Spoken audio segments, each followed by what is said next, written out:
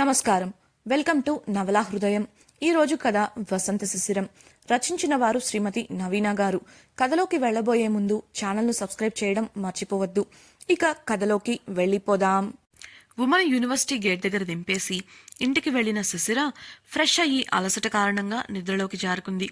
ఆఫీస్లో కిషోర్, వసంతులు వారాంతంలో జరగబోయే కుటుంబ సమ్మేళనం గురించి కాసేపు మాట్లాడుకుంటారు. ఆ చర్చలో వసంత్ శిశిరపై పూర్తి వివరాలు చెప్పకుండా తీసుకువస్తున్నాడని కిషోర్ అర్థం చేసుకుంటాడు. వసంత్ ఆఫీస్లో ఉదయం నుంచి ఆఫీస్లో లేకపోవడం వల్ల చాలా పనులు ఆగిపోయాయి. వాటన్నింటినీ ఒకదాని తర్వాత ఒకటిగా శ్రద్ధగా కూర్చొని పనిచేశాడు వసంత్. చివరి ఫైల్ను మూసేసి భారంగా ఒళ్ళు విరుచుకుంటూ కుర్చీలో వెనక్కు వాలిన అతడు గడియారం వంక చూడగా సమయం రాత్రి 10 గంటలు అని గమనించి వెంటనే క్యాబిన్ నుంచి బయటకు వచ్చాడు. రాత్రి సమయం కావడంతో ఆఫీస్లో ఎవ్వరూ లేరు. కిషోర్ క్యాబిన్లో వెలుగు కనిపించి అక్కడికి వెళ్లి చూడగా కుర్చీలో కూర్చొని బల్లపై ఆనుకొని గడ్డం క్రింద చేయి పెట్టుకొని కునికిపాట్లు పడుతూ కనిపించాడు అతడు. ఉదయం నుంచి తాను లేకపోవడంతో అన్ని పనులు చక్కబెట్టి తిరిగి తిరిగి పనిచేసి అలసిపోయాడని అర్థం చేసుకున్న వసంత్ చిన్నగా డోర్పై తట్టడంతో మేల్కొన్నాడు కిషోర్. మూతలు పడుతున్న కళ్లను బలవంతంగా తెరిపించి ఆవులిస్తూ, ఇక వెళ్దామా, నీ పనంతా అయిపోయిందా అని అడిగాడు కిషోర్ నీరసంగా.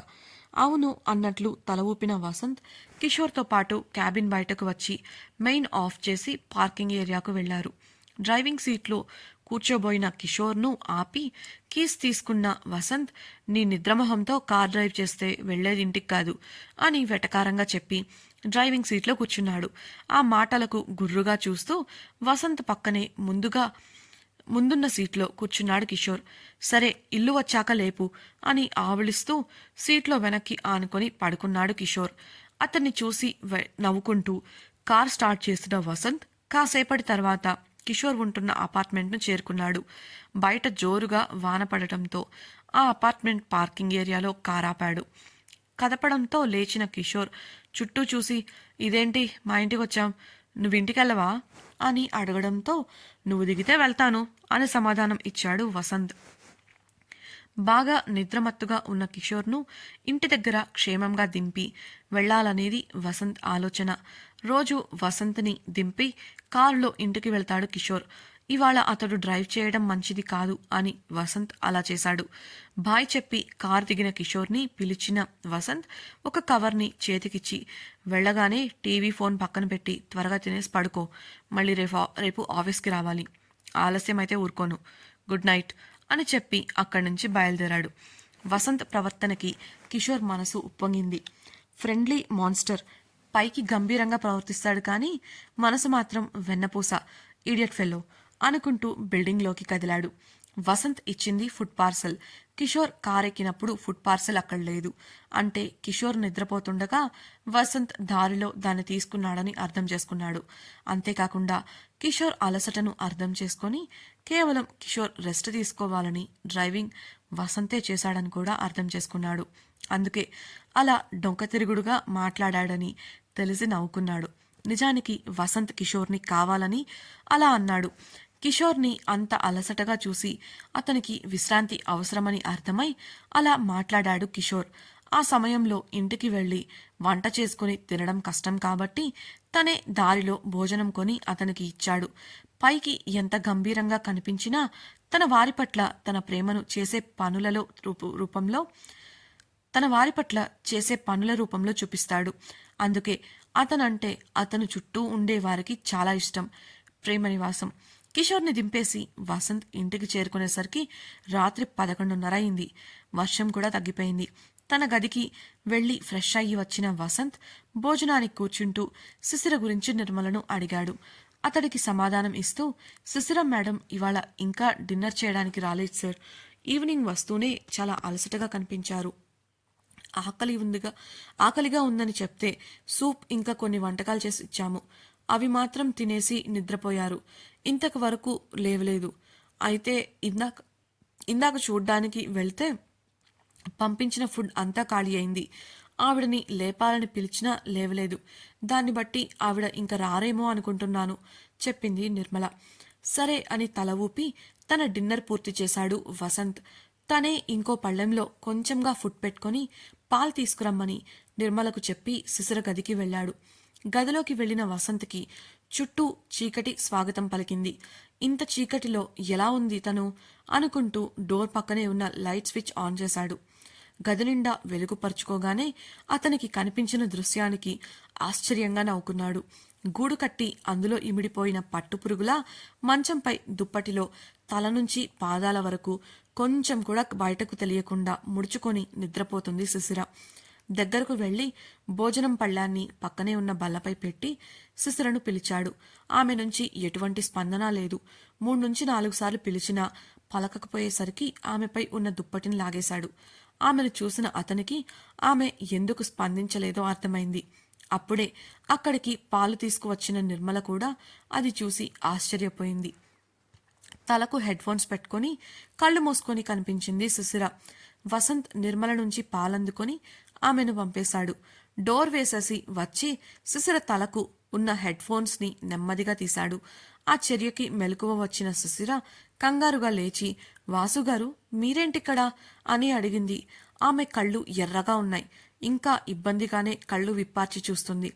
ఆమె కళ్ళు ఎర్రగా ఉండటం గమనించిన వాసు, ఏమైంది నీకు అంటూ ఆమె నుదుటిపై చేయి వేసి వెచ్చగా తగిలేసరికి, ఇంత జ్వరం పెట్టుకుని తినకుండా పడుకుంటావా అంటూ ప్రేమగా కసిరాడు.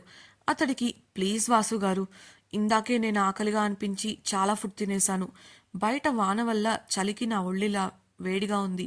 కాసేపైతే అంతా బాగానే ఉంటుంది అని మంద్రంగా చెప్పింది శిశిర. నాకదంతా తెలీదు. ముందు లేచి ఫ్రెష్ అయ్యి వచ్చి భోజనం చెయ్యి అన్న వాసు ఆదేశపూర్వకమైన స్వరానికి భయపడుతూనే, ప్లీజ్ వాసుగారు, ఈ ఒక్కసారికి నన్ను వదిలేయండి అని బ్రతిమిలాడింది. ఇక ఆమె అలా చెబితే వినదని అర్థమై వాసు ఓ కొత్త ఆలోచనతో, నువ్విలా చెప్తే ఎందుకు వింటావు, పద నేనే తీసుకెళ్లి నేను ఫ్రెష్ చేయిస్తా అంటూ దగ్గరకు వచ్చి రెక్క పట్టుకొని లేపడంతో కంగారుగా, వద్దు నేనే వెళ్తాను అని అతని పట్టు విడిపించుకుంది శిశిర. అతడు చేసిన పనికి ఆమెకు నిద్రమత్తు పూర్తిగా వదిలిపోయింది. దాంతో ఉడుక్కుంటూ లేచి నేరుగా బాత్రూంకి వెళ్లి ముఖం కడుక్కొని ఫ్రెష్ అయి బయటకు వచ్చింది. ఆమెను మంచంపై కూర్చోపెట్టి భోజనం పళ్ళాన్ని చేతిలో పెట్టాడు వాసు. బిక్కముఖం వేసి అతనిని చూస్తూ అయిష్టంగానే భోజనం పూర్తి చేసింది శిశిర. ఆమె చేతికి పాల గ్లాస్ అందించి త్రాగమని సైగ చేశాడు వాసు. ప్లీజ్ వాసుగారు, నా వల్ల కాదు అని అంటుండగానే వాసు ఆమె చేతిలోని గ్లాసుని నోటి దగ్గరకు తీసుకెళ్లడంతో ఏం చెయ్యలేక విసుగ్గా అతన్ని చూస్తూ పాలు తాగేసి రోషంగా మూతి ముడుచుకొని, అయిందిగా, ఇక మీరు వెళ్ళండి, నాకు నిద్రొస్తుంది అని అతన్ని చూడకుండా పక్కకు తల తిప్పుకుంది శిశిర. వాసు ఆమె చేతికి టాబ్లెట్ ఇచ్చి, వేసుకో వెళ్తాను అని చెప్పడంతో విసురుగా టాబ్లెట్ తీసుకొని మింగేసింది శిశిర. ఇష్టంగా ఆమె ముక్కు పట్టుకొని లాగి, ముక్కు మీదే ఉంటుంది కోపం మహారాణి గారికి అని ముద్దుగా ఉన్న ఆమె మోమును చూస్తూ చెప్పి వదిలి తలుపు దగ్గరకు వెళ్ళాడు. జాగ్రత్త, ఏదైనా కావాలంటే వెంటనే పిలువు. నిన్నీ సమయంలో ఇలా ఒంటరిగా వదలడం నాకు నచ్చడం లేదు. పోనీ నిర్మలమ్మను తోడుగా పడుకోమన్నా అడిగాడు వాసు.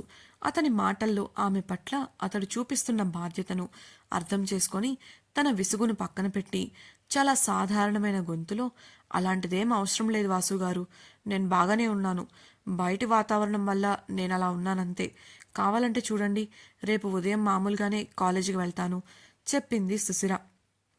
ఆమె మాటలకు చిరుకోపంగా, ఏం అవసరం లేదు, రేపు ఇంట్లోనే ఉండి విశ్రాంతి తీసుకో, జాగ్రత్త, గుడ్ నైట్ అని చెప్పి ఆమె ఏదో చెప్పబోతున్నా వినకుండా డోర్ వేసేసిన వసంత్ పై విపరీతమైన కోపం వచ్చింది శిశిరకు. ముందేమో ఆకలి లేదన్నా తినమన్నాడు, జ్వరం లేదన్నా మాత్రలు మింగించాడు. ఇప్పుడేమో నేను బాగానే ఉన్నాను మొర్రో అన్నా వినకుండా రేపు ఇంట్లోనే ఉండమంటున్నాడు. అసలు ఏంటి ఇతని ఉద్దేశం అని విసురుగా దిండుని తలుపు వైపుకి విసిరి కొట్టింది శిశిర. తెల్లవారింది. ఉదయం 6 గంటలకు అలారం కొట్టడంతో నిద్రలేచిన వసంత్ శిశిర పరిస్థితి ఎలా ఉందో తెలుసుకోవాలనుకున్నాడు. అతడు ఫ్రెష్ అయ్యి గది నుంచి బయటకు వచ్చేసరికి పిల్లిలా బ్యాగ్ వేసుకొని చుట్టూ చూస్తూ మెట్లు దిగుతూ కనిపించింది ఆమె. క్రింది మెట్టుపై కాలు పెట్టేసరికి ఎదురుగా చేతులు కట్టుకొని కనిపించిన వాసును చూసి చచ్చాన్రా దేవుడా! ఈ వాసు గారిని తప్పించుకుందామని త్వరగా వెళ్దాం అనుకున్నా. ఇప్పుడు అడ్డంగా దొరికిపోయానే అని మనసులో అనుకుంది. కోపంగా ఆమెను చూస్తూ కనిపిస్తున్న వాసుతో, అది వాసు గారు నిన్న కూడా క్లాసెస్ అటెండ్ అవ్వలేదు. పెండింగ్ ఎక్కువ ఉంది. అయినా కావాలంటే చూడండి, నాకు జ్వరం లేదు అంటూ తన చేతిని ముందుకు చాచింది. ఆమె చేయి పట్టుకొని చూసిన వాసు శిశిర శరీర ఉష్ణోగ్రత సాధారణంగా ఉండటంతో అనుమానంగా ఆమె నుదుటిని కూడా తాకాడు. అతని స్పర్శ ఆమెకు ఏదోలా అనిపిస్తుంటే మౌనంగా కదలకుండా నిలబడిపోయింది శిశిర. జ్వరం లేకపోవడంతో ఊరట చెంది, ఈ ఒక్కరోజుకి ఇంట్లో విశ్రాంతి తీసుకోమంటే వినవుగా, అయినా తినకుండానే వెళ్తావా ఏంటి అని కసిరాడు వాసు. అతడి మాటలకు ఏం చెప్పాలో అర్థం కాక నీళ్లు నమిలింది శిశిర. అతడు ఆమెను డైనింగ్ టేబుల్ దగ్గర కూర్చోపెట్టి, ముందు తిను, నేనే నిన్ను కాలేజ్ దగ్గర దింపుతాను అనడంతో శిశిర కంగుతింది. కంగారుగా మీరెందుకు, నేను వెళ్తానులేండి అనగా వాసు చురుగ్గా చూసిన చూపుకు మౌనం వహించి బ్రెడ్ జామ్తో బ్రేక్ఫాస్ట్ ముగించింది. చేకడుక్కొని వెనక్కి తిరిగిన ఆమెకు పాల గ్లాసుతో ఎదురుపడింది నిర్మల. అది చూడగానే బిక్కముఖం వేసి, ఆంటీ ప్లీజ్ ఇవాల్టికి వద్దు, కావాలంటే రేపు తాగుతాను అని బ్రతిమిలాడుతుండగా తయారయ్యి అక్కడికి చేరుకున్న వాసు, ఇంకో గ్లాస్ కూడా తీసుకురండి, రేపటికి బదులు ఇవాళే త్రాగుతుంది, అప్పుడు రేపు త్రాగే పనుండదు కదా అనడంతో వామ్మో అని విసవిసా నిర్మల చేతి నుంచి గ్లాస్ అందుకొని గటగటా తాగేసింది శిశిర. ఆ తర్వాత ఆమెను బైక్పై ఫామ్ హౌస్ దగ్గర దింపిన వాసు వెళ్లబోతున్న ఆమెను ఆపి, జాగ్రత్త, ఏదైనా కావాలంటే ఫోన్ చేయి అని చెప్పాడు. మొహమాటంగా తల ఊపింది శిశిర. ఆమెకు బాయ్ చెప్పి వెళ్ళిపోయాడు అతడు. ఫామ్ హౌస్లో వాసు వెళ్ళిపోగానే ఇంట్లోకి వెళ్ళి ఉమను కలిసింది శిశిర. ఉమ ఏదో విషయంపై శిశిరను కొన్ని ప్రశ్నలు అడగగా వాటికి సమాధానం చెప్పింది శిశిర. అవన్నీ విని, అమ్మయ్యా, నేనెంత కంగారు పడ్డానో తెలుసా అంది ఉమ. చిన్నగా నవ్వేసింది శిశిర. ఆ తర్వాత ఇద్దరూ కలిసి కాలేజీకి వెళ్ళిపోయారు. కాలేజ్లో మధ్యాహ్నం భోజనం సమయంలో క్లాస్లో కూర్చొని కబుర్లు చెప్పుకుంటూ భోజనం పూర్తి చేశారు ఉమ శిశిరలు. తన బ్యాగ్ సర్దుతూ సమయం చూసిన శిశిర, ఉమా, ఎలాగో టైం ఉంది కాబట్టి మనం ఒకసారి లైబ్రరీకి వెళ్ళి వద్దామా, నేను పుస్తకాలు మార్చుకోవాలి అని చెప్పడంతో ఉమ, సరే పద, ఎలాగో ఇక్కడ కూర్చొని మనం చేయబోయేది ఏమీ లేదు కదా అంది. ఇద్దరూ కలిసి లైబ్రరీ చేరుకొని శిశిర తను ఇవ్వాల్సిన పుస్తకాలను రిసెప్షన్లో ఉన్న సిబ్బందికి అప్పగించింది. ఆ తర్వాత ఉమతో కలిసి లోపలికి వెళ్ళి తనకు కావలసిన పుస్తకాల కోసం వెతుకుతూ ఉంది. కొన్ని పుస్తకాలను తీసుకొని రూఢీ చేసుకోవడం కోసం ఉమతో పాటు అక్కడే కుర్చీలో కూర్చొని ఆమె వాటిని పక్కనే పెట్టి ఒక్కో పుస్తకాన్ని క్షుణ్ణంగా పరిశీలిస్తూ ఉంది. పుస్తకాలనందులో తమ ప్రక్కన ఎవరున్నారనే విషయాన్ని వారు గమనించలేదు. వారి పక్కన కూర్చుంది ఉషా మరియు ఆమె గ్యాంగ్. వారిలో ఒకరు మెల్లగా ఒక పుస్తకాన్ని శిశిర పక్కన పెట్టి ఉన్న పుస్తకాల్లో కలిపేశారు. ఆ తర్వాత మౌనంగా వారి పని వారు చూసుకుంటూ ఉన్నారు. అంతలో తనిఖీ చేయడానికి వచ్చిన లైబ్రరీ అధికారి వారిని చూస్తుండగా వారంతా శిశిర వైపు, అతనికి అనుమానం వచ్చేలా ఆమె పక్కనే ఉన్న పుస్తకాల వైపు చూస్తూ ఉన్నారు. దాంతో అనుమానం వచ్చిన అతను శిశిర వాళ్ల దగ్గరకు వెళ్లి పుస్తకాలను తనిఖీ చేశాడు. అకస్మాత్తుగా సిబ్బంది వచ్చి అలా చేయడం చూసిన శిశిర వాళ్ళు ఆ అయోమయంలో పడ్డారు. ఇంతలో అతడు చూస్తున్న పుస్తకాలలోంచి ఒక పుస్తకం క్రిందికి జారిపడింది. అది రొమాన్స్కి సంబంధించింది. దాన్ని చూసిన అతను కోపంగా వారి వైపు చూడగా ఉమా శిశిరలు ఇది ఎలా తమ పుస్తకాల్లోకి వచ్చింది అని ముఖముఖాలు చూసుకున్నారు. లైబ్రరీకి వచ్చి మీరు చేసే పనిదా అని అడిగిన అతడిని, సార్, ఈ పుస్తకం మా పుస్తకాల్లోకి ఎలా వచ్చిందో మాకు తెలీదు అన్నారు. ఇంతలో పక్కన ఉన్న ఉషా గ్యాంగ్ను చూసిన ఉమా, ఇది మీ పనే కదా అని అడిగింది విషయం అర్థమై. ఉష మాట్లాడుతూ, ఏం మాట్లాడుతున్నావు ఉమా, మీ పుస్తకాల్లో దొరికితే మమ్మల్ని అంటావేంటి, మా పాటికి మేము చదువుకుంటుంటే అమాయకంగా అంది. ఉమ కోపంగా, మీ నాటకాలు నా దగ్గర కాదు, మర్యాదగా చెప్తారా లేదా అనగా, ఏంటి బెదిరిస్తున్నావు, చూడండి సార్, అడ్డంగా దొరికిపోయింది కాక మమ్మల్ని అంటున్నారు, అయినా మాకు ఇంకా పెళ్లి కాలేదు, ఆ అమ్మాయిలాగా మాకు దీంతో ఏం పని అని బుకాయించారు వారు. అతడు శిశిర ఉమలను తప్పు మీరు చేసి వారినంటారేంటి అని గద్దించాడు.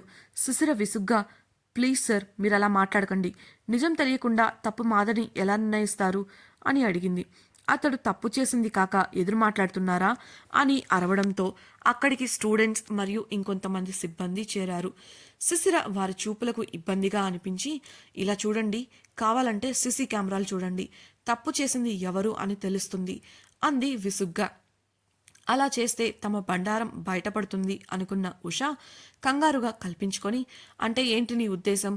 కెమెరా చూడనిదే తప్పెవరిదో తెలుసుకోలేనంత దీనస్థితిలో ఆయన ఉన్నారంటున్నావా అని అడిగింది. ఆమె తెలివైన ప్రశ్నకు ఒక క్షణం ఆలోచించిన సుశిర, ఎంత అసాధ్యులైనా ఒక్కోసారి ఎదుటివారి కళ్లకు కట్టే గంతలు తెలుసుకోలేరు. అయినా సీసీ కెమెరాలు చూస్తే తప్పేంటి అంది. ఆ అధికారి, ఏం అవసరం లేదు, నేను నా కళ్ళతో స్వయంగా చూశాను, మిమ్మల్ని పట్టుకున్నాను, పదండి ఆఫీస్ రూమ్కి అన్నాడు అధికారంతో. ఇంకా మాట్లాడటం వ్యర్థం అని అర్థం చేసుకున్నారిద్దరు. ఇదంతా చూస్తున్న ఉష వాళ్ళు మనసులో ఎంతో సంతోషపడిపోతున్నారు. అతను పదండి అని గద్దించగా కదలబోయిన శిశిర తనకు కనిపించిన దృశ్యాన్ని ఉమకు చూపించింది. ఆ తర్వాత ఉమ చేసిన పనికి సీను తారుమారైంది. లైబ్రరీ నుండి బయటపడిన ఉమ శిశిరలు తమ క్యాంపస్కు వెళ్ళగానే తమకు ఎదురుగా నవ్వుతూ వస్తున్న వ్యక్తిని చూసి ఆశ్చర్యపోయింది శిశిర. తను ఇక్కడేంటి అని అనుకుంటుండగానే ఆ వ్యక్తి దగ్గరకు వచ్చి పలకరించడంతో మొహమాటంగా పలకరించింది ఆమె. శిశిర ఎదురుపడిన వ్యక్తి ఎవరు? ఆ వ్యక్తి వల్ల తన జీవితంలో జరగబోయే మార్పులేంటి? లైబ్రరీలో ఉమ ఏం చేసింది? శిశిర, ఉమ ఆ సిబ్బంది నుండి ఎలా తప్పించుకున్నారు? తెలుసుకోవాలనుందా? అయితే మన ఛానల్ను సబ్స్క్రైబ్ చేసి వసంత శిశిరం రాబోయే ఎపిసోడ్స్ని తప్పకుండా వినేయండి. అలాగే ఈ వీడియో మీకు నచ్చినట్లయితే లైక్ చేసి షేర్ చేయండి. మీ అభిప్రాయాలను మాతో పంచుకోవడం కోసం తప్పకుండా కమెంట్ సెక్షన్లో తెలియజేయగలరు. ఇట్లు మీ నవలా హృదయం team. Thank you for listening.